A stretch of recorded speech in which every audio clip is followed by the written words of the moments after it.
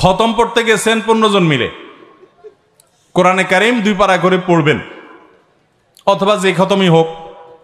তো কোরআন খতম যদি হয় তাহলে 2 পারা করে পড়বেন। এখন 1 পারা আধা পারা একটু পড়লেন, পড়ে এবার বলছেন চল যাই, যে দাওয়াত দিছি এবারে তাতে হিসাব নিকাশ নিবে না, টাকাটা নিয়ে চলে গেলেন, বাকিটা পরে পড়ে দিব, আর পড়লেন না। তো এটা প্রতারণা এবং গুনাহ। আর যদি পুরাপুরি পড়ে ঠিকঠাক মতো তারপরে টাকা নিয়ে যান তাহলে সেক্ষেত্রে হারাম খাওয়ার গুনাহ, অর্থাৎ 2 দিক থেকেই কি গুনাহ। কথা বুঝেন নাই? যে পুরাটা ঠিকঠাক মতো পড়ে টাকা নিয়ে গেছে সে একটা গুনাহ করছে, যে আল্লাহর কোরআন বেচা দিছে। কোরআন তেলাওয়াতের কোনো বিনিময় দেওয়াও জায়েজ নাই, নেওয়াও। আমাদের দেশে এখনো গ্রামে শহরে অনেক জায়গায় খতম পড়াই আমরা, আছে না নাই?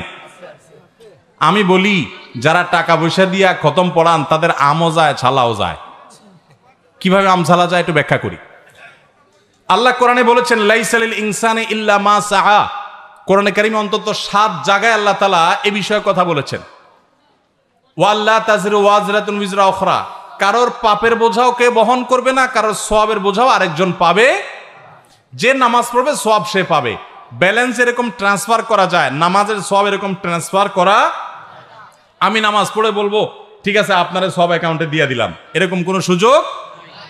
আমি কোরআন তেলাওয়াত করাম করে বললাম যে ঠিক আছে এটা আপনারা দিয়ে দিলাম, এরকম জীবিত মানুষ একজন আরেকজনের তরফ থেকে নামাজ রোজা করতে পারে না, নামাজ পড়তে পারে না। হ্যাঁ, রোজার ক্ষেত্রে কেউ যদি রাখতে না পারে, অপারগ হয় শারীরিকভাবে, বিকল্প আছে, কিন্তু আপনি কোরআন তেলাওয়াত করবেন সওয়াব আরেকজন পাবে এরকম সুযোগ নাই। তাহলে আপনি টাকা দিয়া হুজুর দিয়া যদি খতম পড়ান, যে হুজুর খতম পড়ছে সওয়াব যদি কিছু পাওয়ার হয় সে পাবে, যদিও হুজুরও পাবে না, কারণ হের ধান্দা ছিল কি টাকা।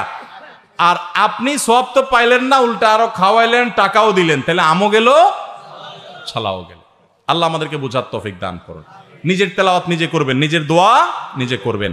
অতএব যে হুজুর দোয়া কোরআন পুরা ঠিকঠাক মতো খতম করে দিয়ে গেছে ওনার গুনাহ একটা হবে, আর যে ফাঁকি দিয়ে গেছে তার গুনাহ হবে 2টা।